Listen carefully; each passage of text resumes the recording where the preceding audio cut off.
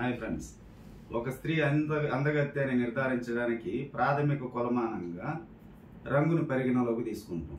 ఎర్రగా తెల్లగా ఉన్న స్త్రీ అందగత్తె అని, నల్లగా ఉన్న వాళ్ళు అందంగా లేరని చెప్పని అంటాం. ఒక్కోసారి మన మాటల్లో కూడా ఈ రంగుకు సంబంధించిన ప్రస్తావనలు వస్తూ ఉంటాయి.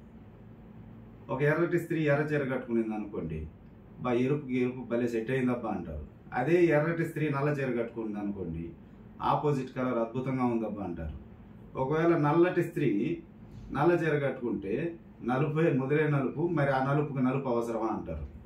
అదే నల్లటి స్త్రీ ఎర్ర చీర కట్టుకుంటే కాకి ముక్కుకి దొండపండు అంటారు. ఇట్లాంటివి మనం చూడవచ్చు.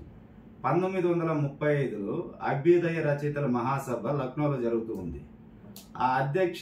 ఆ సమావేశానికి అధ్యక్షత వహించిన మున్షీ ప్రేమ్చంద్ ఒక మాట అంటాడు. పాలుగారే పసిబిడ్డని చెట్టు కింద ఊయలలో పడుకోబెట్టి చెంపలపై జారుతున్న చెమట చుక్కలను తుడుచుకుంటూ వంగి విత్తనాలు చల్లే రైతు వనితలు సౌందర్యం సాక్షాత్కరిస్తుంది. తలుపు బెలుకులు తరినే అందానికి పరాకాష్ట అనుకునేవాడు అంధుడు. ఈ దృక్పథం మారాలి అంటాడు. ఈ దృక్పథం మారడానికి ఇంకెంతకాలం పడుతుందో చూడాలి. Okay friends, thank you so much.